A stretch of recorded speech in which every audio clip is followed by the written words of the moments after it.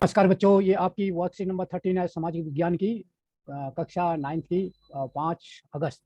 इसमें हम पढ़ेंगे पाठ 2, भारत का भौतिक स्वरूप उत्तरी मैदान। इसमें हम पढ़ेंगे भारत का भौतिक स्वरूप उत्तरी मैदान।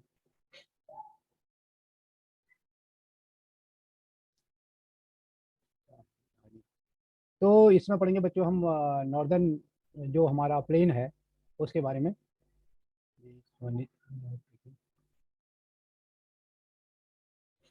पेन। तो ये हम पढ़ेंगे इसको, ये है उत्तरी मैदान। थोड़ा ध्यान से पढ़ना इसको, थोड़ा आपको वो करना। मैं फिर बाद में इसको आपको मैप में भी समझाऊंगा। तो जो इसमें लिखा है पहले इसको समझ लेते हैं। व्हाट इज रिटन हियर, यहाँ क्या लिखा गया है। उत्तरी मैदान, दिस इज नॉर्दर्न प्लेन।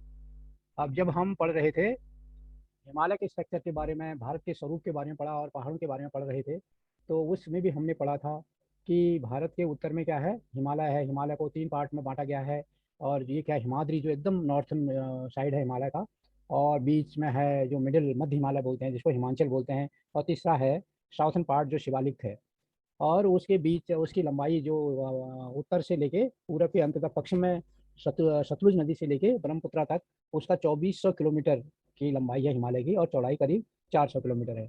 और जो हिमालय के पर्वतों की ऊंचाई है जो एकदम हिमाद्री है उनके 6000 मीटर ऊंचे तक है। और जो मध्य हिमालय में है वहाँ पे 3700 से लेके 4500 मीटर की ऊंचाई तक हमारे पहाड़ हैं। और जो वहाँ है वो 900 मीटर से लेके के करीब लगभग ऊंचे मैदान है, नहीं पहाड़ है शिवालिक रेंज में। और जो हमारा शिवालिक रेंज और उसके बीच की घाटी है इसकी मध्य हिमालय की, वो उसको बोलते हैं दून घाटी। जैसे देहरादून है और कई और दून है, वो सारी घाटी है। ये हमने पिछले जो वर्कशीट थी उनमें पढ़ा था। अब उन्हीं को हम आगे बढ़ के पढ़े। जो उससे पहले अगर हम वर्कशीट की बात करें तो उसमें हमने एक मोटा मोटा पढ़ा था कि जब हमारे नॉर्थ में क्या है, एक प्लेन एरिया है, और जो हिमालय के साउथ में, हिमालय के दक्षिण में और भारत के नॉर्थ में जो हमारा है मैदानी क्षेत्र है। आज उसी मैदानी क्षेत्र पर हम यहाँ पे डिस्कस करेंगे जो हमने पहले स्टार्टिंग में जब हम पढ़ रहे थे हिमालय के बारे में, पहाड़ों के बारे में, शिवालिक रेंज भी उसमें पढ़ा था, नदियों के बारे में भी वहाँ से पढ़ा था, और वहाँ तक मरुस्थल के बारे में उसमें बताया गया था, और समुद्र तटीय मैदानों के बारे में तक उसमें बात हुई थी, द्वीपों के बारे में बात हुई थी। तो अब यहाँ पे हम पढ़ेंगे अब उत्तरी मैदान। अब उसके छोटे छोटे पार्ट को लेकर हम पढ़ाई कर रहे हैं। अब इसमें यह है, इसका निर्माण 3 प्रमुख प्रणालियों क्या है, 3 प्रणालियाँ। इसके निर्माण 3 प्रमुख नदी प्रणालियाँ, सिंधु, गंगा, ब्रह्मपुत्र तथा इनकी सहायक नदियों द्वारा लाई गई मिट्टी, जलोढ़ मिट्टी के निक्षेप से हुआ है। जो ये मैदान है इसकी 3 जो प्रमुख नदियां हैं, सिंधु नदी, गंगा नदी और ब्रह्मपुत्र नदी, इनकी और इन नदियों के जो सहायक नदियां हैं उनसे लाई गई जो मिट्टी है, जब ये बाढ़ आती है, दूसरी चीजें आती हैं पहाड़ से, ऊपर से पहाड़ों से, जब बात अभी हमने डिस्कस किया था कि हम हिमालय है इसके नॉर्थ में, हिमालय है उसकी हाइट की मैंने बात की थी कि एकदम नॉर्थ में 6000 मीटर ऊंचे तक पहाड़ है। मध्य हिमालय में 4500 ऊंचे मीटर ऊंचे पहाड़ हैं। फिर शिवालिक रेंज है, वहाँ भी ऊंचे पहाड़ हैं। तो वहाँ जब वहाँ से नदियाँ ये सारी निकलती हैं और जब ढलान पर उतरती हैं तो वहाँ की मिट्टी को बहा के लाती हैं। तो उस मिट्टी के जो जलोढ़ मिट्टी उसको कहते हैं, उसके निक्षेप से इनका आकार बना है। और ये कितने हैं, 2400 किलोमीटर लंबा है। जैसे हमने बताया था कि मैंने बताया था कि जब हम सतलुज नदी, सिंधु नदी कहेंगे, सिंधु नदी से लेकर ब्रह्मपुत्र नदी तक हिमालय की पूरी लंबाई 2400 किलोमीटर बताई थी। और उसकी पूरी तलहटी पर ये मैदान है, ये भी करीब 2400 किलोमीटर लंबा है। और इसकी जो चौड़ाई है, इसकी चौड़ाई 240 से 320 किलोमीटर है। और जबकि हमने जब हिमालय की चौड़ाई की बात की थी, हिमालय की चौड़ाई कितनी है, 400 किलोमीटर बताई थी। हिमालय की चौड़ाई 400, परंतु ये जो मैदान है उत्तरी मैदान, ये लगभग 2400 किलोमीटर लंबा है, और 240 से लेकर 320 किलोमीटर चौड़ा है। तो ये आपको ध्यान देना जो प्रमुख पॉइंट है, क्योंकि ये जो सिंधु नदी है, क्योंकि मैंने पहले ही बताया था सिंधु नदी के किनारे से हिमालय शुरू होता है, पश्चिम में, वेस्ट में सिंधु नदी के किनारे से, और एकदम पूरब में जाके ब्रह्मपुत्र तक होता है। तो इसमें भी उसने वही बात कही है। यहाँ जो ये सिंधु नदी द्वारा लाई गई है, बीच में जो एक कुमाऊं रेंज है, कुमाऊं हिमालय जिसको कहा जाता है, वहां पे गंगा आती है। तो गंगा आई, और ब्रह्मपुत्र एकदम आसाम वाला हिमालय का जो रेंज है, आसाम हिमालय का जो रेंज है वहाँ। तो ये 3 प्रमुख, और इनकी बाकी सहायक नदियां हैं, तो उनके द्वारा जो जलोढ़ मिट्टी आती है पहाड़ों से नीचे लाई जाती है, उससे मैदानों का निर्माण हुआ है। ये मैदान 2400 किलोमीटर लंबा और 240 से 320 किलोमीटर चौड़ा है। तो ये लंबाई तो वही हो गई, क्योंकि अगर सिंध भी हमने नदी ले ली, ब्रह्मपुत्र भी ले ली, तो इन दोनों नदियों की आपस की डिस्टेंस अपने अब में 2400 किलोमीटर है। उर्वरता से भरपूर कृषि योग्य समतल भूमि, पानी की पर्याप्त उपलब्धता, अनुकूल जलवायु और यातायात की सुलभ साधनों, रेल, सड़क, हवाई यातायात के कारण यह सघन जनसंख्या वाला भौगोलिक क्षेत्र है। और जो ये एरिया है, जो ये मैदानी एरिया है 24 किलोमीटर लंबा और 240 से 320 किलोमीटर चौड़ा। तो यहाँ पे क्या है, तो समतल भूमि है, कृषि योग्य भूमि है, पानी की यहाँ पर पर्याप्त मात्रा में उपलब्ध है, अनुकूल जलवायु है, यातायात के सारे साधन है यहाँ पे, चाहे वो रेल यातायात हो, चाहे सड़क यातायात हो, चाहे हवाई यातायात हो, सब होने के कारण यहाँ पे क्या है, जो पॉपुलेटेड एरिया है, जनसंख्या का घनत्व बहुत ज्यादा है। इस क्षेत्र में सबसे ज्यादा जनसंख्या रहती है। जैसे हम अभी इसी से पहले अगर इससे उत्तर की ओर बढ़ जाए, पहाड़ों की तरफ में चलते हैं, तो वहाँ की जनसंख्या बहुत कम है। तो वो भी क्योंकि इनमें सारी चीजों की सुविधाएं इसी क्षेत्र में सबसे ज्यादा है। अब इसको हम इसमें बताते हैं कि मोटे तौर पर इन्हें 3 उपवर्गों में विभाजित किया गया है।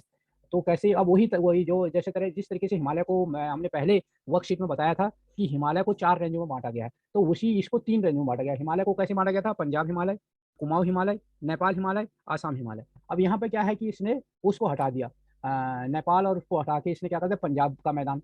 पंजाब के मैदान के बाद नेपाल और जो कुमाऊं का मैदान है उसमें गंगा का मैदान आ गया। और वो लास्ट में जो असम वाला रेंज है उसको ब्रह्मपुत्र का मैदान बना दिया, क्योंकि वो नदियों के कारण ही हुआ है। जो पंजाब का मैदान है वो सिंधु नदी उसके लिए सहायक है।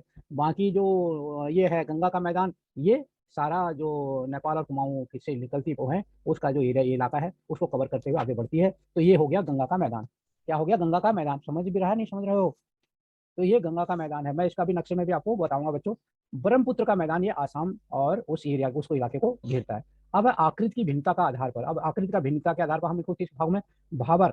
अब क्या है, हमने बताया था जो एकदम साउथर्न पार्ट है उसका हिमालय का, तो वो क्या है, शिवालिक रेंज है। शिवालिक के ढाल है 8 से 16 किलोमीटर ये चौड़ी होती है, और कम से कम 900 मीटर या उससे थोड़ा सा ज्यादा इनकी हाइट होती है। तो ये क्या है, 8 से 6 किलोमीटर की चौड़ी पट्टी में गुटिका का निक्षेप, जहाँ नदियां नजर नहीं आती, भाबर कहलाती। यहाँ पर नदियां नजर नहीं आती, पहाड़ होता है, और छोटे छोटे पहाड़ होते हैं जो 8 से 16 किलोमीटर चौड़ी होती हैं, और यहाँ पर नदियां नजर नहीं आती। तो इनको कहते हैं भाबर का एरिया। तो जो कॉर्बेट नेशनल पार्क है, ये जितने भी वो हैं फॉरेस्ट रेंज हैं, ये अक्सर जो शिवालिक रेंज से आगे बढ़ते ही में जो चित्रा फॉरेस्ट का इलाका है वो सारा भाबर का इलाका है।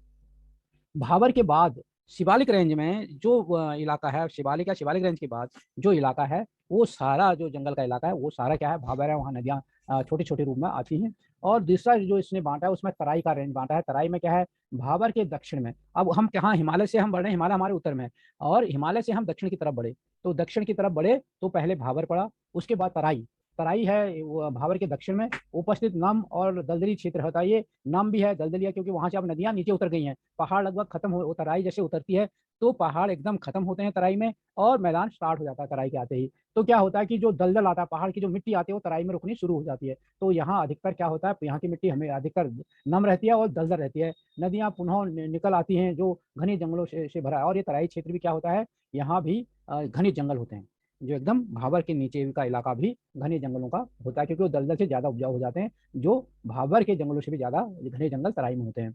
उसके बाद भांगर। भांगर एक है कि पुरानी जलोढ़ के मैदान को वेदिका चबूतरे जैसी आकृति बनती है। जब वो पुराने जलोढ़ मैदान को जो जो वो पहाड़ों से ऊपर से मिट्टी आती है, वो मैदानों में जब आती है तो वहाँ वो चबूतरे टाइप के बना देती है, तो उनको भांगर कहते हैं। और अब यहाँ अब नए जलोढ़ों के निक्षेप नहीं होता। यहाँ की मिट्टी में पाए जाने वाले चूनेदार निक्षेप को कंकड़, और जो वहाँ पर चूनेदार वो निक्षेप पाए जाते हैं अलग अलग रंग के, उनको क्या बोलते हैं, निक्षेप बोलते हैं। और उसके बाद है चौथा खादर। खादर है बाढ़ वाले मैदानों के नए तथा युवा निक्षेप को उपजाऊ होने के कारण गहन खेती के लिए आदर्श होते हैं।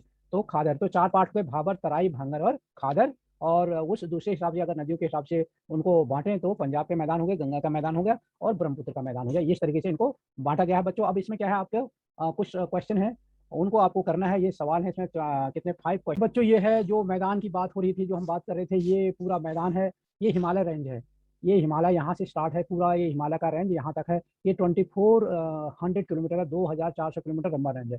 उसके तलहटी में ये सारा मैदान इलाका है।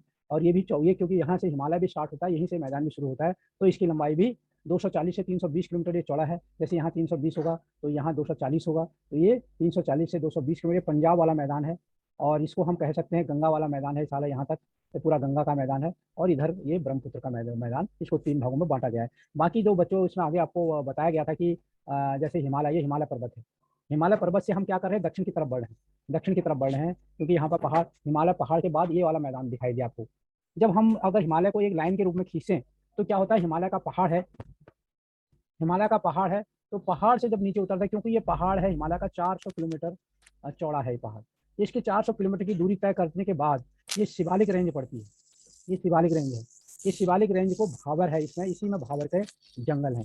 उसके बाद का अगला रेंज जो है तराई है। ये यहाँ पे जो नम और ये पहाड़, क्योंकि आप देख रहे हैं ढाल में ही है, ये हिमालय इतनी हाइट में है, यहाँ से हल्के छोटे छोटे पहाड़ आते हैं। जब मैंने आपको बताया था हिमालय के बारे में डिस्कस किया था, कहा था कि हिमालय के एकदम नॉर्थ में करीब 6000 मीटर ऊंचे पहाड़ हैं। उसके बाद दूसरी रेंज में क्या है, 4500 मीटर ऊंचे पहाड़ हैं। और तीसरी रेंज में करीब 1500, 900 से 1500 मीटर ऊंचे पहाड़ हैं। तो ये है 1500 वाले जो छोटी रेंज है, 1500 मीटर ऊंचे पहाड़। इन पहाड़ों से मैं ही भाबर का इलाका है, उससे नीचे उतरते ही हल्का पहाड़ से और मैदान जैसे स्टार्ट होता है ये। तो ये है तराई। इस तराई में दलदल और नमी होते हैं और घने जंगल होते हैं। जो कॉर्बेट स्टार्ट होता है, कॉर्बेट का रेंज देखो, राजा जी पार्क है, जितने भी ऐसे हमारे रेंज हैं जो जहाँ पर पहाड़ स्टार्ट होता है जिसके बाद, तो वो सारा तराई का इलाका होता है। तो ये तराई है। उसके बाद का इलाका होता है ये भांगर। ये भांगर है, यहाँ भांगर है। और ये है वो खादर। तो ये भांगर में क्या होता है कि जो ये मिट्टी आ रही है यहाँ से उतर के, ये आके यहाँ इकट्ठा हो जाती है। और उसके बाद आगे की जो इलाका होता है ये काफ़ी उपजाऊ और वो होता है। इसकी वजह से इसकी उपजाऊ रहती है। यहाँ नदियों के किनारे का इलाका है, पानी की कोई कमी नहीं है, इसलिए ये सारा इलाका क्या है, पॉपुलेटेड इलाका है, जनसंख्या का घना इलाका है। तो अब इसमें हमने वो सब चर्चा करेंगे, क्वेश्चन क्या है, प्रश्न क्या दिए गए हैं, उनके उत्तर लिखेंगे। तो पहला प्रश्न है, भारत के उत्तरी मैदान के निर्माण में किन नदियों का योगदान है और किन्हीं तीन का नाम लिखिए। अब इसमें बताया था कि जब मैं इसको पढ़ा रहा था तो बात हुई थी कि सिंधु नदी है जो पंजाब का मैदान है, खासकर सिंधु की वजह से बना है। पंजाब में इतने खेती होती है, इतने उपजाऊ पंजाब है, तो उसकी वजह सिंधु नदी है। और सिंधु नदी और सहायक नदियों से पंजाब का मैदान बना है। गंगा का मैदान, तो ये पूरा कुमाऊं से लेके उत्तर प्रदेश और ये सारा जितना इलाका है, हमारे साउथ बिहार, ये सारा इलाका, तो ये क्या है, गंगा का मैदान है। और इसमें गंगा और गंगा की सहायक नदियां उसमें वो हैं, उनकी भूमिका अहम है। उसके बाद अगला पड़ता है ब्रह्मपुत्र नदियां, जो ये पूरे पूरब में, पूर्वी मैदान को कवर करता है। पूरब में जो हिमालय, हमारे भारत के पूरब में जो मैदानी इलाका है, वो इसकी वजह से सहायक है ब्रह्मपुत्र नदी। अगला है, मैदानी भाग में घनी जनसंख्या के बसाव के क्या कारण है। तो वो बताया था कि यहाँ पे क्या है, ये उपजाऊ कृषि भूमि है, पानी की प्रचुर मात्रा है, अनुकूल जलवायु है, परिवहन चाहे वो रेल का परिवहन हो, चाहे सड़क परिवहन हो, चाहे हवाई परिवहन हो, उसकी सारी सुविधाएं हैं। इस कारण यहाँ पे आबादी ज्यादा घनी है। प्रश्न नंबर हमारा 3 है, भारत के उत्तरी मैदानों का निर्माण किस प्रकार हुआ है। अब भारत के उत्तरी मैदानों का निर्माण सिंधु, गंगा और ब्रह्मपुत्र और उसकी सहायक नदियों द्वारा बहाकर लाई गई जलोढ़ के निक्षेपण से हुआ है। तो जलोढ़ मतलब जो उसके द्वारा पहाड़ों से या मैदानों से आती जो मिट्टी आती है, उपजाऊ मिट्टी, वो आके वहाँ उनको छोड़ जाती है वहाँ, क्योंकि बहाव कम हो जाता है, मिट्टी वहीं बैठ जाती है। अब चौथा प्रश्न है बच्चों, कि तराई भाग घने जंगलों से क्यों भरा रहता है। अब ये यहाँ बहुत इंपॉर्टेंट क्वेश्चन है कि अब जब मैं पढ़ा रहा था तब भी मैंने इस बात की थी कि तराई में घने जंगल क्यों होते हैं। तो मैंने बताया था कि जैसे हम अगर चलते हैं तो हमको लगता है कि हम कॉर्बेट का जो रेंज है वो काफ़ी घने जंगलों का, राजा जी पार्क का जो रेंज है वो काफ़ी घने जंगल का बाग वाला है। अगर नैनीताल में अगर हम हल्द्वानी से आगे निकलते हैं तो हमें घने जंगलों का इलाका पड़ता है। उसका कारण यही है कि तराई भाबर में की जो दक्षिण में जहाँ धारें फिर से मिलती हैं, एक गीला और दलदली जमीन होती है, और उसके नमी और दलदल के पड़ने से वहाँ पर घने जंगल पाए जाते हैं।